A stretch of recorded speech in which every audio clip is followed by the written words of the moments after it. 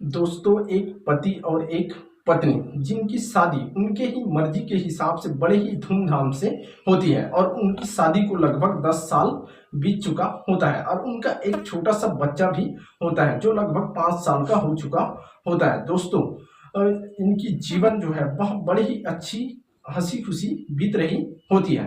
तभी एक दिन की बात होती है, जो उसका जो पति जिनका की नाम नरेश होता है, वह एक दिन अपने दफ्तर से जैसे ही घर पहुंचता है और अपने पत्नी से कहने लगता है कि मुझे तुमसे तलाक चाहिए। जो उसकी पत्नी होती है वह बड़े ही हैरान और परेशान हो जाती है कि आखिर ऐसी मेरे से क्या गलती हो गई जिसकी वजह से आप मुझसे तलाक मांगना चाहते हो। जो उसका पति होता है वह बड़े ही गुस्से में फिर से कहने लगता है कि मैं अब तुम्हारे साथ नहीं रहना चाहता, मुझे तुमसे तलाक ही चाहिए। दोस्तों, आज की ये जो कहानी है वह बड़ी ही इंटरेस्टिंग है। तो चलिए दोस्तों, इस पूरी कहानी को मैं सुनाता हूँ इस वीडियो के माध्यम से। दोस्तों, इस पति पत्नी की शादी को लगभग 10 साल हो चुका होता है। ये लोग बड़े ही हंसी खुशी अपनी जीवन जी रहे होते हैं। तभी एक दिन इस लड़के का जो भाई है जिनका की नाम नरेश होता है, वह उसका जो भाई है वह उसके घर में चला आता है और अपने भाई से कहने लगता है कि भाई, मेरा कोई आगे पीछे कोई भी नहीं है और मेरी तबीयत बहुत ज्यादा खराब हो चुकी है। इस प्रकार से वह अपने भाई से कहने लगता है कि अब तुम ही मेरी एक सहारा हो, तुम ही मेरे अब इलाज करवाओगे। तो जो उसका भाई नरेश होता है वह अपने भाई को अच्छे से एक बड़े हॉस्पिटल में लेकर चला जाता है और उस हॉस्पिटल में जैसे ही डॉक्टरों को दिखाया जाता है, उसकी जांच की जाती है। सभी रिपोर्ट जब आते हैं तो डॉक्टर उन्हें बताते हैं कि तुम्हारी जो भाई है उसको बहुत बड़ी बीमारी हो चुकी है। लगभग इनको अब हफ्ता 10 दिन के लिए इसी अस्पताल में एडमिट करना होगा, तभी इसकी अच्छे से इलाज हो पाएगी। इस प्रकार से जो नरेश होता है वह अपने भाई को उसी अस्पताल में भर्ती करवा देता है और उनको जो बेड रूम मिला होता है जहां उसकी ट्रीटमेंट हो रही होती है, वहां सिर्फ 2 ही बेड लगा होता है। एक बेड में जो उसका नरेश का भाई होता है वहां रहता है और एक जस्ट बाजू वाले बेड में एक और मरीज होती है जो कि महिला होती है और उसके साथ उसकी जो बेटी होती है प्रीति, वह आई हुई होती है। दोस्तों, इस प्रकार से उस रूम में सिर्फ 2 ही मरीज होते हैं और उनका इलाज उसी रूम में चल रहा होता है। जब नरेश के रिश्तेदारों को पता चलता है कि उसकी भाई का तबीयत बहुत ज्यादा खराब हो चुका है और वह अस्पताल में भर्ती है, तो उनके जो रिश्तेदार होते हैं वे लोग अस्पताल में उसके भाई को देखने के लिए दौड़े दौड़े चले आते हैं। दोस्तों, यह जो उसकी पत्नी होती है जिनका की नाम नेहा होता है, वह अपने देवर और अपने पति के लिए अच्छे से टिफिन पैक करके रोज के रोज अस्पताल पहुंचा दिया करती थी और अपने घर के पूरे कामों को बड़ी ही मेहनत के साथ, बड़े ही शिद्दत के साथ अच्छे से करती थी और जो अपना बच्चा होता है उसका भी देखभाल बहुत ही अच्छे से कर रही होती है। ये जो नरेश के लिए जो भी टिफिन भिजवाया जाता था और जो प्रीति के लिए जो भी टिफिन उनके घर से आता था, तो ये नरेश और जो प्रीति होते हैं ये लोग उसी रूम में एक साथ रहते थे अपने अपने मरीजों के साथ। तो इनके बीच जो है वह बातचीत होना चालू हो जाती है और बातचीत का सिलसिला बहुत अच्छे से हो जाती है। इनके बीच जो है दोस्ती होने लगती है। जो भी लंच, जो भी टिफिन इनके लिए आया होता था, ये दोनों जो होते हैं एक दूसरे के साथ एक दूसरे के टिफिन को शेयर करके खाते हैं।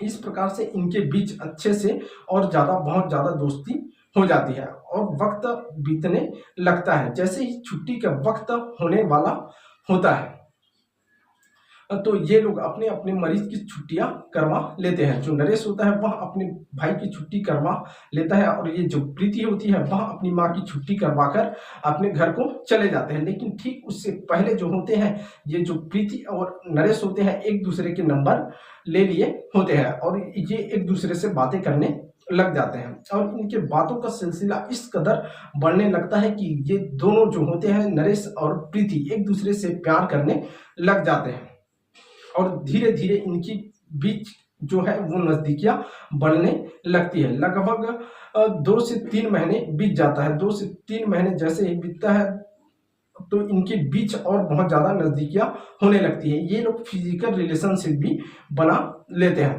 तभी जो ये प्रीति होती है वह उस लड़के नरेश से कहने लगती है कि क्यों तुम अपनी बीवी को अपने सिर में ढोए हुए हो, मैं तो तुमसे अच्छे खासा प्यार करती हूँ और तुम भी मेरे से प्यार करते हो, तो क्यों ना तुम अपनी पत्नी को तलाक दे दो और मेरे से शादी कर लो। जब यह बात जो है प्रीति नरेश से कहने लगती है, जो नरेश होता है वह उसकी बातों को मान जाता है। और एक दिन जैसे ही वह दफ्तर से अपने घर को जैसे ही घर पहुंचता है तो वह अपनी पत्नी जो नेहा होती है उससे कहने लगता है कि मुझे तुमसे तलाक चाहिए, मैं अब तुम्हारे साथ नहीं रहना चाहता। तो जो उसकी पत्नी नेहा होती है वह उससे कहने लगती है कि अभी अभी तुम ऑफिस से घर आए हो, ऐसा करो अच्छे से फ्रेश हो जाओ, अच्छे से खाना पीना खा लो, उसके बाद इस बारे में बात करेंगे। दोस्तों वह जो लड़का होता है नरेश वह अच्छे से खाना पीना खाता है, फिर उसी बात को और दोबारा बोलने लगता है कि मुझे तुमसे तलाक ही चाहिए, अब मैं तुम्हारे साथ नहीं रहना चाहता। इतना सुनते ही जो उसकी पत्नी नेहा होती है वह बहुत ज्यादा परेशान और हैरान हो जाती है और रोने लगती है। दोस्तों वह नेहा जो होती है अपने पति से कहती है कि आखिर मेरे से ऐसी क्या गलती हो गई, आखिर मेरे में ऐसी क्या कमी है, मैंने आखिर ऐसा आपको क्या कह दिया जिसके कारण तुम मेरे से तलाक मांगना चाह रहे हो।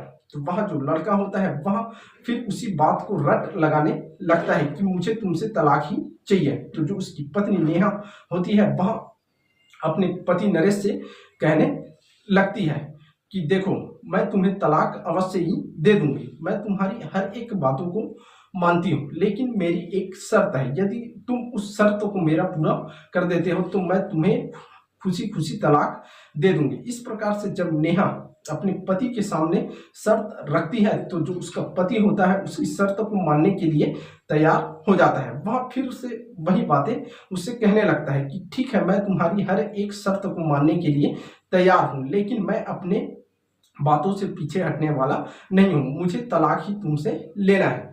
इस प्रकार से वह जो नेहा होती है वह एक शर्त रखती है और अपने पति को कहने लगती है कि देखो वो जो प्रीति है जिसके साथ तुम अभी प्रेम कर रहे हो, जिसके साथ तुम अभी प्यार कर रहे हो, यदि तुम उससे 1 महीने के लिए बात करना बंद कर देते हो तो मैं तुम्हें हंसी खुशी तलाक दे दूंगी। इस प्रकार से जब वह नेहा है अपने पति से कहती है तो जो उसका पति है वह उसका शर्त मान लेता है और लगभग 1 महीने तक वह उस प्रीति से बात ही नहीं करता। और जो ये नेहा होती है वह अपने पति को इम्प्रेस करने के लिए जैसे नई दुल्हनिया होती है उस तरह से सच समझकर रोज डेली नित्य अपनी पति के सामने आया करती है और अपने कमरे को भी बहुत ही अच्छे से कैंडल लाइटों से जिस तरह से सुहाग रात होती है उस तरह से अच्छे से सजाया करती है और इस तरह से अपने पति को बहुत ज़्यादा इम्प्रेस करने की कोशिश करती है। और जो उसका पति नरेश होता है वह भी जैसे ही नए नए शादी हुआ होता है उसी तरह अच्छे से व्यवहार करने लगता है, उसे अच्छे से घुमाने ले जाया करता है और उसके लिए अच्छे से भी शॉपिंग करा दिया करता था। वो जो खाना चाहती थी वो सब चीज़ उसके लिए पूर्ति कर रहा होता है। इस प्रकार दोस्तों समय बीतने लगता है, 10 से 15 दिन, 15 से 25 हो जाता है और महीना बीतने में ज़्यादा समय नहीं लगता है। तो उसी बीच जो उसका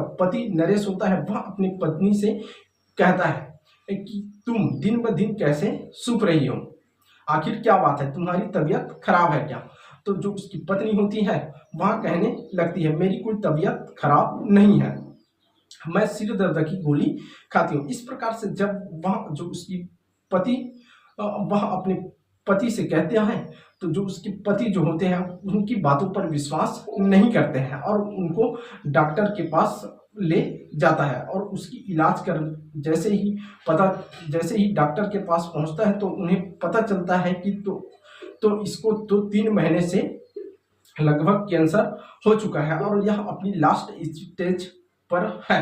जब यह बातें डॉक्टरों के माध्यम से उसके पति को पता चलता है तो वह दंग रह जाता है, वह बहुत ज़्यादा परेशान हो जाता है और सोचने लगता है कि आखिर मेरी पत्नी ने इतनी बड़ी बात को मेरे से आखिर छुपाकर कैसे रखी है। वह अपनी पत्नी को जब बोलती है कि तुम इतनी बड़ी बात को मेरे से कैसे छुपाकर रखी है, तो जो उसका पत्नी होता है वह उससे कहने लगती है कि आप तो मेरी किसी भी बातों को सुनने के लिए तैयार ही नहीं थे, तो मैं भला कैसे इस बात को बता पाती। इस प्रकार से जब वह लड़की होती है अपने पति से कहती है तो वह अपने किए पर बहुत ज़्यादा पछतावा करने लगता है कि आखिर मैंने अपने पत्नी पर इतनी सारी बातें कैसे कर दी, इतनी बड़ी दुख कैसे दे दी। मैंने अपने पत्नी को समझ नहीं पाया, मेरी पत्नी कितनी अच्छी है, लेकिन मैंने इसकी दिल की भावनाओं को समझ ही